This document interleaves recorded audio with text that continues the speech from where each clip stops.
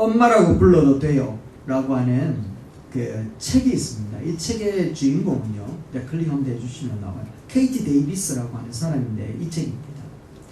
아프리카에 단기 선교 갔다가 한 아이를 만납니다. 그런데 이제 백인이 이제 그 숙소에서 잠들고 있는데 흑인들이 얼마나 궁금했겠습니까? 그죠?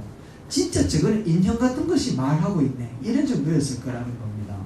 그러니까 너무너무 신기해가지고 잠들고 있는 그 모습을 내려다보고 있다가 잠에서 푸스 깨니까 진짜 놀랐는가 봐요. 인형이 눈을 떠버리니까 얼마나 놀랐겠습니까? 그죠? 그래서 지켜보던 아이들이 다 도망을 가더래. 그런데 유독 4살짜리 한 아이가 도망도 안 가고 이렇게 있다가 하는 말이 이제 뭔가 하면 엄마라고 불러도 돼요 라고 하더랍니다. 18살짜리 여자애한테, 여학생한테 4살짜리 엄마라고 불러야 돼요 라고 얘기했다니까 여러분들이랑 어떻게 대답하시겠습니까? 여러분들이 뭐라 하면 시집도 안 갔는데 이런 말도 안 하겠습니까? 근데 이제 단기 선교를 갔을 때였으니까 그래도 된다 얘기를 했대요. 그렇게 이제 단기 선교를 마치고 대학에 들어와서 졸업을 하는데 학교에 이제 공부를 하는데 그 아이들이 눈이 삼삼하게 이래 계속 걸리더래.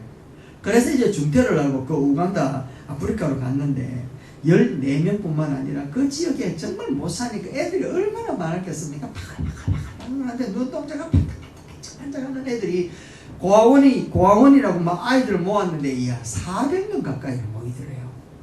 400명 가까이나 모여가지고 전부 다 이 이제 20살짜리 개우된 이 딸내미 보고 엄마 하고 부르고 다니더라는 겁니다. 그런데 더 놀라운 건 애들만 엄마라 하는 게 아니고 그 동네에 있는 할아버지도 와서 엄마라고 얘기하더라는 겁니다. 마마라고 얘기하더라고요. 그러니까 죄를 지어가지고 잡아가는 경찰도 와가지고 20살짜리 보고 마마 이렇게 이야기를 하더래요. 마치 성당의 신부님 보고 파파라고 얘기하는 것처럼 마치 완전히 성직자처럼 그렇게 대우를 하더래요. 그런 이제 상황을 지나면서 이 사람이 이제 아프리카에서 NGO 단체를 설립하고는요, 그가 이제 이런 책을 하면서 이렇게 간증하면서 다니는데 그가 마지막에 하는 말이 뭔가 하면 우리가 읽었던 거 시편 73편 28절 말씀이거든요. 한번 볼까요? 같이 한번 봅시다. 시작. 하나님께 가까이함이 내게 복이라. 내가 주 여호와를 나의 피난처로 삼아 주의 모든 행적을 전파하리이다. 아멘. 이 여인은요, 여호와 하나님께 가까이 하는 게 복이라는 걸 알았던 거예요. 그래서 여호와 하나님 앞에 가까이 가면 갈수록 눈앞에 펼쳐져 가는 그 상황들이 너무 마음에 와닿는 거라. 그래서 예수 그리스도의 그 심정을 가지고 아이들한테 접근해 나가면서 그가 하는 모든 일들이 여호와 하나님 앞에 진짜 복된 모습이 이것이었다라고 하는 것을 깨달았다. 여호와 하나님을 가까이 하는 것이 여러분에게도 복이 되기를 주의 이름으로 축원합니다. 진짜 이게 복이구나. 와, 내가 여호와 하나님을 가까이 했더니 이게 진짜 내게 복이었구나 하는 그런 감탄이 무릎을 탁 치는 날이 반드시 오게 될 줄로 믿습니다. 그런데 이 말을 했던 시편의 기자 이 아삽이라고 하는 이 사람은요, 이 글을 기록을 할 때 그 형편이 그렇게 좋은 게 아니었대요. 진짜 낙심했던 상태예요. 진짜 왜 우리 낙심할 때 있잖아요. 정말 기대하고 고대하고 기다리면서 기도했던 그 일들이 기적같이 일어나야지 되는데 이게 아무리 해도 안 돼. 시간은 시간대로, 물질은 물질대로, 힘은 힘대로 들어가도 아무런 변화가 있지 않고 오히려 엉뚱한 것들은 잘 돼. 나는 점점 힘들어져 가는데 엉뚱한 것들은 승승장구하는 그런 모습을 보면 마음에 낙심이라는 게 팍 찾아오고 하나님을 향한 섭섭한 마음도 찾아온다라는 거예요. 하나님 이게 뭡니까? 라고 하는 심정이 찾아온다라는 거예요. 그런 심정으로 있었던 사람이 누군가 하면 아삽이었다. 3절 말씀해 보세요. 이렇게 기록되어져 있는 거예요. 이렇게 이야기합니다. 내가 악한 사람들의 형통함을 보고 오만한 자를 질시하였으니 저희는 죽는 때에도 뭐가 없대요? 고통이 없대요. 뿐만 아니라 그 힘이 건강하니까 고난도 없대. 재앙도 없다라는 거예요. 와, 미치고 환영하고 발딱 뛰겠다 이런 뜻이거든요. 어떻게 이럴 수가 있나. 나쁜 놈은 막 접시물에 빠져도 확 죽어보고 이러면 좋을 건데 뒤로 자빠져도 막 그죠? 이래 돼야 되는데 우리 기도하는 사람은 뭐 뒤로 자빠져도 돈을 막 죽고 막 이래 돼야 되는데 이게 아닌 거라. 그러니까 너무너무 마음에 낙심이 오는 거예요. 그래서 2절 말씀에 어떻게 이 얘기를 하는가 하면 거의 실족할 뻔했다라고 얘기해요. 거의 실족할 뻔했다. 내 마음에 상해가지고 더 이상 기도할 힘이 없었다. 여력이 없었다. 기도할 이유를 못 찾겠다. 이런 뜻이거든요. 13절 말씀에 한번 보세요. 뭐라고 얘기하는가 하면 내 손을 씻어 무죄하다 한 것이 실로 뭐하대요? 헛되다. 그러니까 정직하고 바르게 살았는 게 잘못됐네 이래요. 신앙으로 살아온 날들이 헛된 것이라고 고백해버리는 거예요. 와, 이때까지 정말 하나님 은혜 가운데 하나님이 복 준다 했는데 그거 하나 믿고 지금까지 따라왔는데 와, 이게 뭐고 이런 상황이 직면해 버렸다. 종종 우리도 이런 경우들이 비일비재하게 일어나는 게 우리의 현상이라는 겁니다.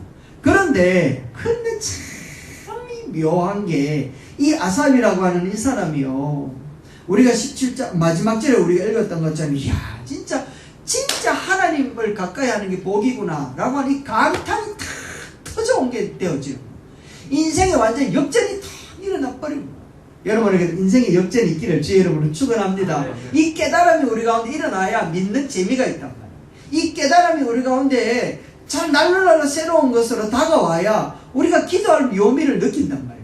이거 못 느껴버리면 우리 크리스찬들이 아무 힘이 없는 종이 호랑이, 종이 예수 믿고 있는 것과 마찬가지. 성경에 딱 갇혀있고 예수 교회를 딱 나가면 예수님은 교회에다 가다 놓고 사는 것과 마찬가지입니다. 자, 그러면 이 아삽이라고 하는 이 사람이 어떻게 그 여호와 하나님을 가까이 하는 게 복이라는 걸 알았을까요? 궁금하죠?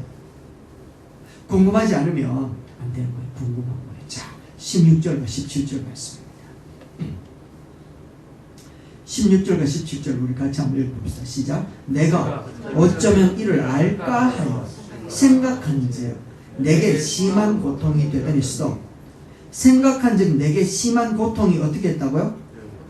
그래, 생각만 해서는 이게 풀린대요, 안 풀린대요? 안 풀린다. 생각만 해가지고는 이 생각이 아니라 사각이 되는 거예요. 그러니까 생각은 나를 자꾸 감각적으로 살아나게끔 만드는 게 생각인데, 이 생각이 하면 할수록 나를 죽이는 게 돼. 그래서 자꾸 사각으로 가는 거예요. 죽음의 감각으로 우리를 이끌고 가는 거예요. 그래서 생각만 했더니 내한테 심한 고통으로, 세상 밖에서는 이 모든 문제 해결할 수 있는 방법이 없는 거예요. 우리가 해결할 수 있는 방법이 어디 있는가 하면 이 사람이 어디서 찾는가 하면 뒤에 보면 읽어봅시다. 시작. 하나님의 성소에 들어갈 때야 그들의 종말을 내가 깨달았나이다. 할렐루야. 어디에 들어갈 때 알았대요? 성소에 들어갈 때 알았다. 여호와 하나님의 계시는 그 존전으로 나아갈 때 우리에게 풀리지 않는 숙제가 풀려지는 줄로 믿습니다. 여호와 하나님을 향하여 우리가 주님이여 주님이여 라고 부르짖을 때 우리 주님이 응답하시고 깨닫게 하여 주실 줄 믿습니다. 아삽한테는 이게 깨달아져 온 거예요. 성소라고 하는 것이 어디일까요, 여러분? 성소라고 하는 게, 성소는 사실 이 아삽이 맨날 갈 수 있는 자리가 아니거든요. 이 성소라고 하는 자리는 가야 될 때가 있었던 거예요. 그런데 우리는 성소 매일 가잖아요, 그렇죠? 그런데 진짜 이 성소라고 하는 의미가 뭔가 하면, 성소는 누가 계십니까? 여호와 하나님이 계십니다. 그래서 성소라고 하는 개념은 여호와 하나님이 통치하신다, 여호와 하나님이 다스리신다. 아멘. 여호와 하나님이 함께 하신다. 할렐루야. 여호와 하나님이 지켜주신다. 할렐루야. 이런 뜻을 갖고 있는 게 성소라는 거예요. 그래서 이 아삽이라고 하는 사람이 그 모든 고민을 끌어안고 하나님의 존전으로 나아갔더니, 하나님의 통치하시는 세계 속으로 나아갔더니, 할렐루야. 하나님께서 다스리신다고 하는 그 다스림 앞으로 우리가 내어놓았더니 이게 깨달아서 왔다라는 걸 얘기하는 거예요. 오늘 우리들의 문제와 오늘 우리들의 어려움과 우리들의 모든 숙제들을 하나님이 다스리시는 그 통치 아래에 내려놓으면 이게 해결될 줄로 믿습니다. 여러분, 교회 백날 들고 가보십시오. 우리 늘 하는 거잖아요. 기도할 때 아멘 아멘 아멘 하고 집에 교회 아멘 하고 나갈 때는요, 그 보따리 다 끌어안고 가잖아. 그래 가가지고는 늘 또 그 고민 그대로 하고 있단 말이에요. 교회 와가지고 고민 털어놓고 나갈 때 또 고민 끌어안고 가서 그 고민 해결하려고 우리 또 아파한단 말이에요. 그러니까 그런 걸 얘기하는 거 아니란 말이에요. 하나님의 통치와 하나님의 다스리심과 하나님의 살아계심과 하나님의 역사하심 앞에 우리들이 맡긴다라고 하는 게 성수 앞으로 나아갈 때, 성수에게 들어갈 때 라고 하는 의미를 갖고 있는 거예요. 그때 들어감으로 이 형편들, 이 상황들, 이 모든 문제가 해결되어져 나가는 것을 그가 깨닫게 되었다는 것을 보는 거예요. 여러분, 하나님의 통치 앞에 여러분들의 문제를 다 내려놓을 수 있게 되기를 주의 이름으로 축원합니다. 아멘. 하나님의 통치하심, 하나님의 다스리심, 하나님이 내 문제를 아시고 내 문제 속에서 역사하시고 계신다는 그 믿음을 가지고 하나님 앞에 기도할 때 여러분 기도는 달라지지 않겠습니까?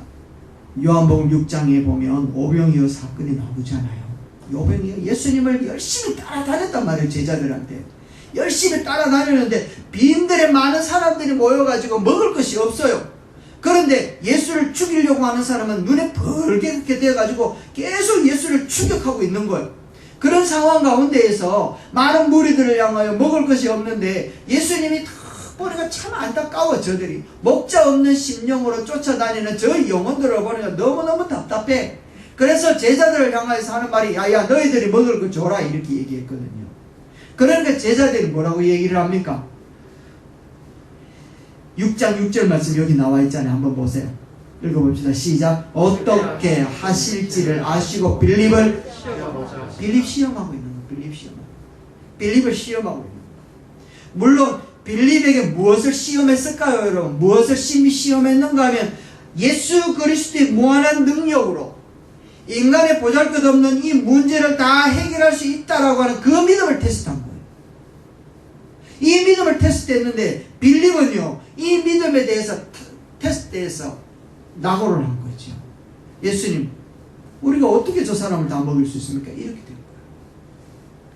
어떤 테스트였는가 하면 모든 문제들을 기적과 같은 방법으로 예수님에게는 평상시한 일이잖아요. 예수님의 그 평상시한 모든 능력을 통하여 인간의 보잘것없는 이 문제를 한순간에 해결할 수 있다라고 하는 그 믿음을 테스트했는데 그 믿음에 낙오한 빌립이 하는 말이 예수님 우리가 어찌 이 일을 할 수 있겠나이까 라고 고백하며 예수를 따라다니고 있는 중이라는 거예요.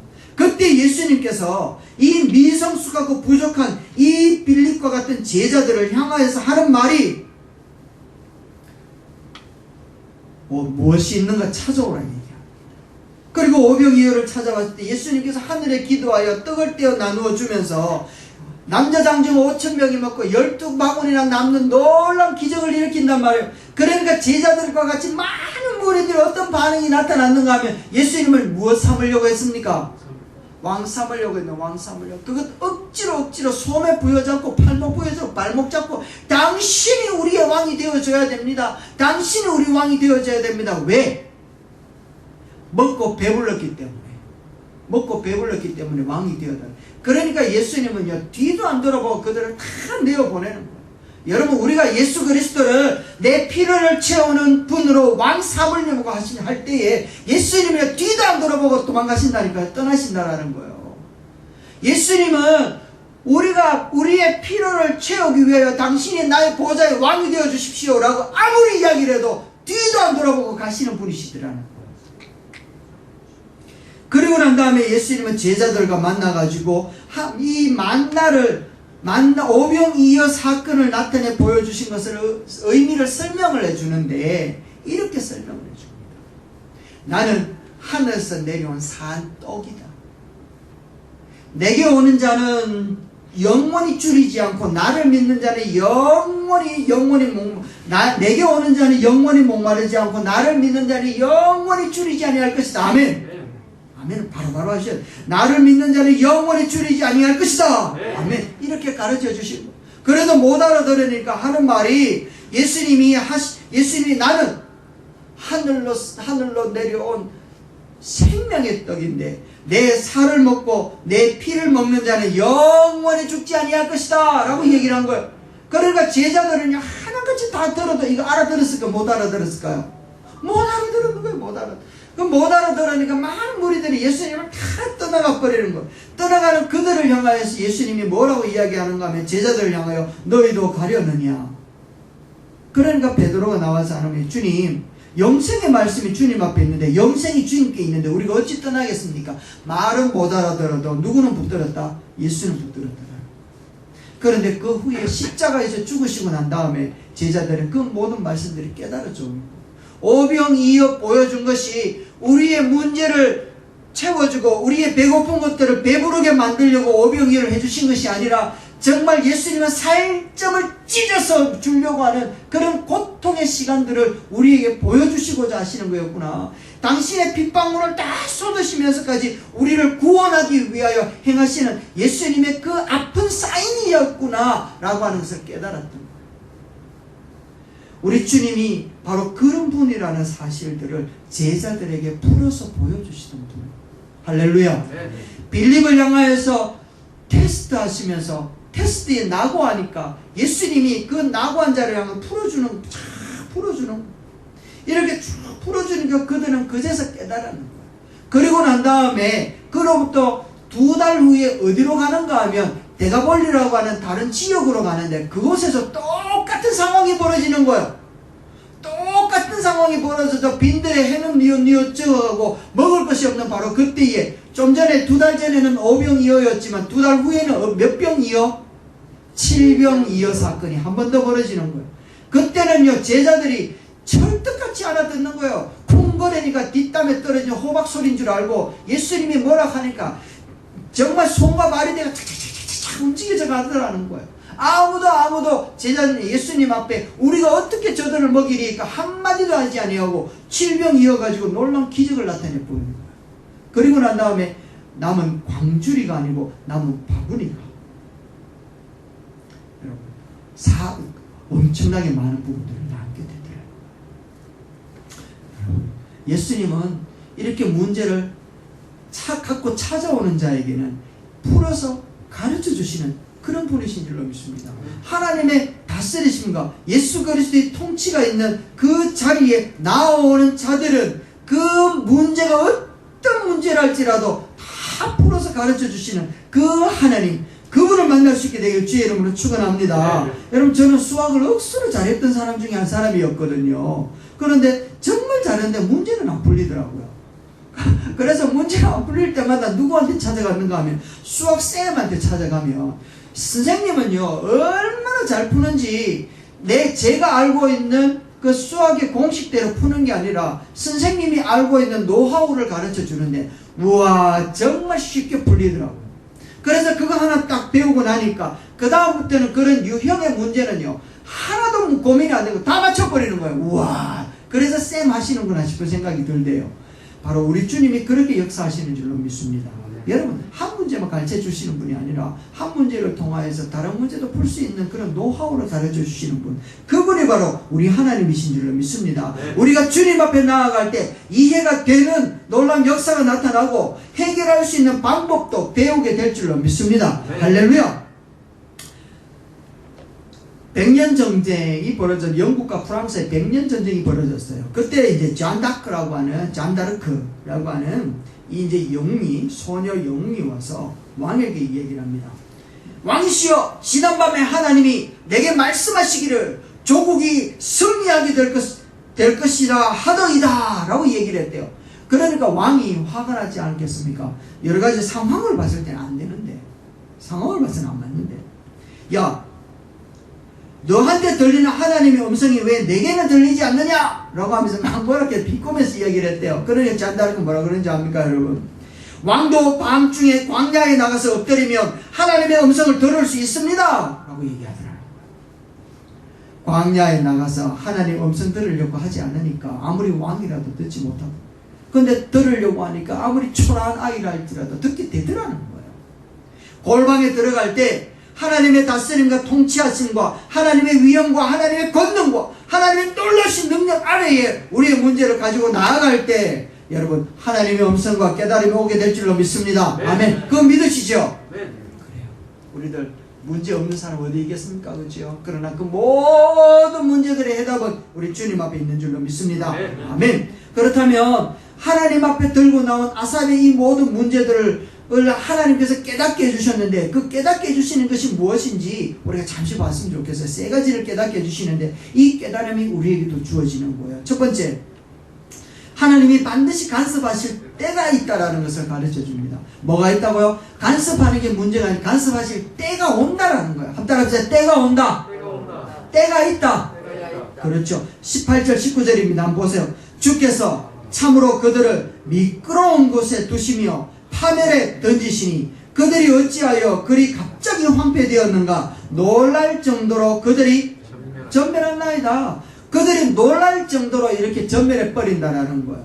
이 어떻게 이런 일이 일어났을까? 17절 말씀에도 보니까 그들의 종말을 알게 해주시더라 라고 이야기를 하고 있는 것을 보게 되어집니다. 주께서 그들을 파멸에 던졌다고 얘기하잖아요. 주께서 간섭하시는 거예요. 주께서 그들을 파멸에 던질 때가 있다.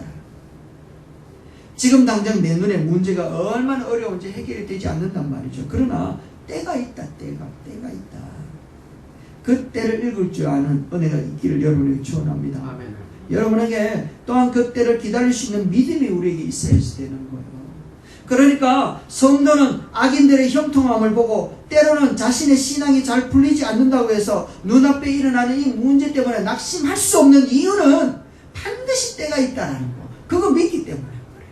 그래서 하나님은 현실을 바라보고 낙심하여 있는 아삽한테 하나님이 그렇게 하는 때가 있다는 걸 보여주는 거예요.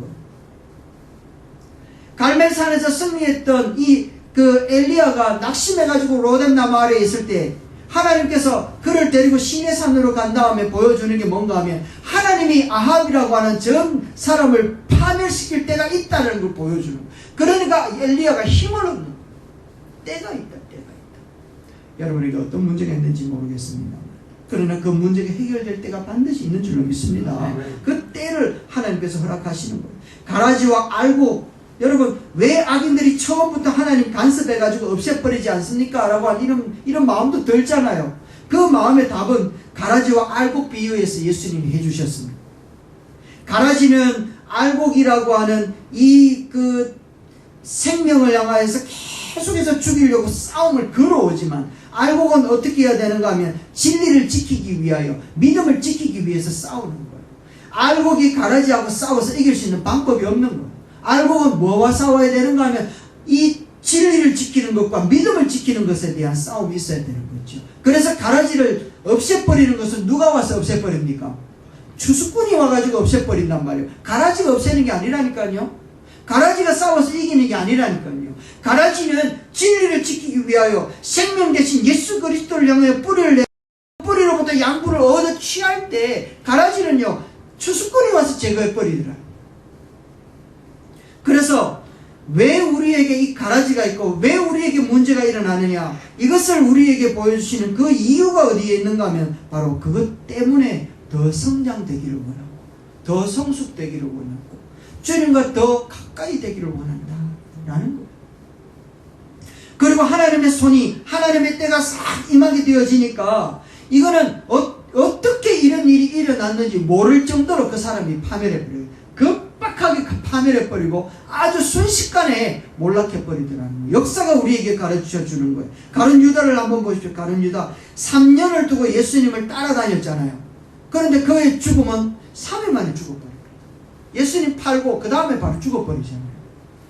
뿐만 아니라 애굽을 하면 애굽의 역사는 2000년 가까이가 되는데 애굽의 역사는요, 모세가 출애굽을 하려고 하니까 일주일 만에 출애굽이 되어버리더라. 바벨론이라고 하는 나라는 아수르라고 하는 그 강대국을 없애버렸고, 이 바벨론은요 바벨탑 사건의 주인공 같은 그런 나라였잖아요. 그런데 이 나라가 100년 만에 망해버리는 거예요. 한순간에 망해버리죠. 욥을 괴롭혔던 사단도 안 보세요. 사단도 하나님이 순식간에 무지개으로 던져버리는 거죠.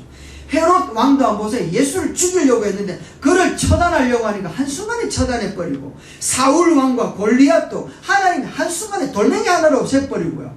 사울 왕은 빗 맞은 화살한테 맞아서 죽어버리더라.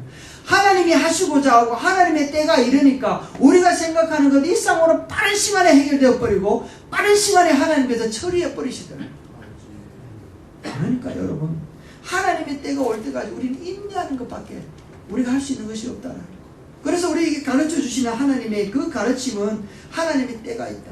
하나님의 때가 임하면 순식간에 끝나니까 너가 그때까지 인내해라, 견뎌라, 믿음을 키워라, 더 진리로 뿌리를 내려라, 주님을 더 가까이 해라. 아멘. 그와 같은 모습으로 살기를 원하는 우리 주님의 마음을 깨닫게 되기를 주의 이름으로 축원합니다. 이제 두 번째는요, 그러면서 23절에 뭐라고 이야기하는가 하면, 내가 항상 주와 함께하니 주께서 할렐루야, 주께서 내 오른손을 어떻게 했대요? 붙들어. 왜 오른손을 붙들었을까요, 여러분? 왼손 붙들어도 되는데, 양손 붙들어도 될 건데, 여러분 왜 오른손 붙들었을까요? 힘의 근원이 오른손이잖아요. 네 힘으로 하지 마라, 내 힘으로 해줄게. 그러니까 내 오른손 붙들려면 우리 주님은 무슨 손으로 잡아요? 왼손으로 잡아야 되잖아요. 왼손으로 잡고 당신의 오른손으로, 당신의 권위로, 당신의 권능으로, 당신의 힘으로 너의 문제를 해결해 주겠다. 네 오른손으로, 네 힘으로, 네 권위로 하려고 할 때 네 문제 아무리 하려고 해도 안 되지 않더냐. 그러니까 하나님이 내 오른손을 붙드시고, 됐다, 너 자제해, 내가 할게. 할렐루야. 이렇게 하는 것을 아삽에게 보여주시는 거예요. 주님이 내 손 붙잡고 또한 나와 함께하고, 정말 우리 성도들에게 이것 없으면 시체나 다를 것이 없다라고 하는 것을 가르쳐주고자 오늘 우리를 붙드시고서 당신이 함께하고 있는 거예요. 하나님이 우리를 붙들고 있다라는 이 믿음을 우리가 놓쳐버리면 우리는 시체와 같다라는 거예요. 시체와 다를 바가 없다는 거예요. 우리 늘 느끼잖아요. 정말 바쁘다 보면 기도할 시간이 없고, 정말 바쁘다 보면 급한 일이 있다 보면 중요한 거 놓쳐버리고 살다 보면, 바쁘다가 일이 탁 맡겨버리고 웃자꾸 이런 생각이 들 때가 정말 많잖아요. 그럴 때 우리들이 문제 앞에 아무것도 할 수 없는 그 난처함 우리 많이 느꼈잖아요. 그것처럼 하나님이 나의 오른손을 붙드시고 나와 함께하고 있다는 이 사실을 놓쳐버릴 때 우리는 그 난처함이 또 찾아올 수밖에 없는 그런 시체와 같은 존재일 수밖에 없고, 종이 호랑이를 부여잡고 종이 예수 부여잡고 살아가는 것과 마찬가지라는 거예요. 그래서 우리 주님이 십자가에서 당신의 아들을 죽이시면서까지 그것을 지켜보는 수많은 성도들을 향하여 내가 죽었다, 나를 믿는 자는 끝이다, 이렇게 얘기하시지 아니하시고 하시는 말씀이, 같이 한번 읽어봅시다. 마태복음 28장 20절 시작. 내가 너희에게 분부한 모든 것을 가르쳐 지키게 하라. 볼지어다 내가 세상 끝날까지 너희와 항상 함께 있으리라 하시니라. 아멘. 여러분, 이 말씀은 내가 너희와 항상 함께 있으니까 너가 해, 뭐든지 해, 이런 뜻이거든요. 분부한 것을 지켜라, 그러면 함께 할게, 이런 뜻이 아니란 말이에요. 함께하고 있으니까 해, 괜찮아, 해. 여러분, 우리 눈에 보이지 않아도 함께 하시는 줄로 믿습니다. 네. 남북전쟁이 벌어졌을 때 링컨에게 그 부하 지휘관들이 이야기했잖아요. 각하! 하나님이 함께 하시지 않는다면 더 이상 희망이 없습니다. 그렇죠? 늘 느끼고 늘 생각하는 부분이잖아요. 그러니까 아브라함 링컨 그들을 향하여 했던 말이 있잖아요. 하나님이 함께 하시는 것이 문제가 아니라 내가 하나님과 함께 하는 것이 문제라네 라고 얘기합니다. 내가 하나님과 함께하고 있느냐, 이게 문제지 하나님이 나와 함께하고 있는 게 문제가 아니더라는 거예요. 내가 하나님 편에 서면 하나님도 내 손을 붙들고 함께하고 계실 줄로 믿습니다. 다니엘이 포로로 끌려갔을 때 바벨론에서 늘 예루살렘을 향하여 기도하는 거예요. 다니엘을 시기하는 사람이 다니엘을 죽이려고 왕 앞에 이야기하는 거예요. 왕 외에 다른 신에게 기도하는 자를 사자굴에 집어넣으십시오 라고 얘기를 했답니다. 그러니까 다니엘을 덜덜덜 떨면서 웃자꾸 기도해야 되나 말아야 되나 고민했을까요, 안 했을까요? 고민 1도 안 했단 말이에요. 말씀 보세요. 이렇게 이야기하는 거예요. 다니엘이 이 조서에 왕의 도장이 찍힌 것을 알고도 자기 집에 돌아가서 윗방에 올라가서 예루살렘을 향하여 창문을 열고 전에 하던 대로 하루에 몇 번요? 3번. 아이고, 한 번만 하면 안 되겠나? 이래 안 하고 3번요. 그대로 무릎 꿇고 기도하면 그의 하나님께 오히려 뭐 했대요? 감사했다. 이렇게 할 수 있었던 이유는 뭐예요? 기도하면 할수록 오른손으로 하나님의 오른손이 그를 붙들고 있다는 걸 알거든, 깨닫거든요. 그러니까 다니엘이 이렇게 죽을 줄 알면서도 기도할 수 있었던 이유는 늘 하나님 편에 서 있는 자에게 하나님도 우리 편에 서 있다는 걸 깨닫게 해주셨기 때문인 거예요. 하나님 편에 서 있는 사람은 절대로 버리지 아니하시는 줄로 믿습니다. 하나님이 우리의 손을 잡고 계심을 깨닫게 하여 주실 줄로 믿습니다. 그래요. 400년 사사기 시대에 하나님을 떠났던 이스라엘 백성들이 하나님은 그들에게 응답하지 않은 것처럼 있었던, 사사들을 일으키지만 늘 엉뚱한 길로 갔단 말이에요. 그런데 사무엘이 아말렉하고 전쟁하는 가운데 큰 승리를 얻어요. 그리고 난 다음에 제단을 쌓는데 그 제단의 이름이 뭐예요? 그 제단의 이름이 그렇죠. 에벤에셀이라고. 지금까지 여기까지 우리 하나님이 나를 도우셨다.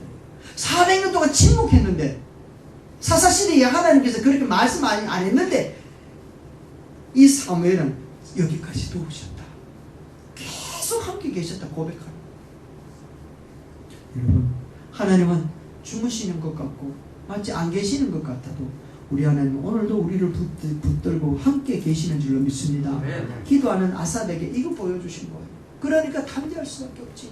그리고 마지막에는 25절에 이야기하기를 이렇게 이야기합니다. 같이 한번 25절 읽어볼까요? 시작. 하늘에는 주 외에 누가 내게 있으리요 땅에는 주밖에 나의 사모할 자 없나이다 라고 이야기를 하면서 하나님밖에 없습니다. 이렇게 깨달을 수 있게.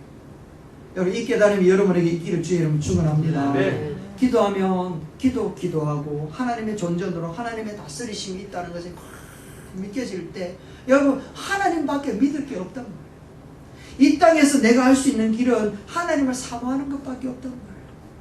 이 땅에 있는 사랑은 식을 수도 있고 사랑은 움직이는 거야, 뭐 사랑은 돌아오는 거야, 뭐 이런 유행어도 많이 있잖아, 그죠? 그런데 하나님이 나를 향한 사랑은 창세로부터 지금까지 조금도 변함이 없는 줄로 믿습니다. 하나님의 사랑은 얼마나 대단한지 우리가 엇길로 가 있어도 사랑한다는 고백은 날마다 하시는 거예요. 그래서 히브리서 2장 18절 말씀에 이렇게 이야기하잖아요. 자기가 시험을 받아 고난을 당하셨으니 시험 받는 자를 능히 어떻게 한대요? 도와준다. 왜 도와줘요? 사랑하니까. 베드로전서 3장 18절 말씀에는 읽어봅시다. 시작. 불의한 자를 대신하여 죽으셨으니 이는 우리를 하나님 앞으로 인도하는 것입니다. 이렇게 하셨던 정말 목숨을 바쳐서까지 정말 죽음을 바치면서까지 이렇게 인도하시는 그 하나님의 그 모습은 바로 우리를 향한 사랑의 표현이었다. 그래서 이 아삽은 하나님 앞에 쭉 나가고 하나님의 다스리심 앞에 자기 모든 문제를 내려놓았더니 마지막에 그 기도를 하고 나올 때는 한마디 다짐을 하죠. 내가 하나님을 의지하는 것이 내게 복이다. 내가 하나님께 피하는 게 내게 복이었구나. 정말 하나님이 나의 오른손을 부여잡고 하나님의 때가 있고 그때에 날 구원하시고자 하신 하나님의 은혜가 있으니 내가 하나님께 피하는 것이 복이다 라고 고백을 하면서 그는 그 길을 나오면서 내가 이 땅에서 할 수 있는 것은 주님을 사모하는 것밖에 없나이다.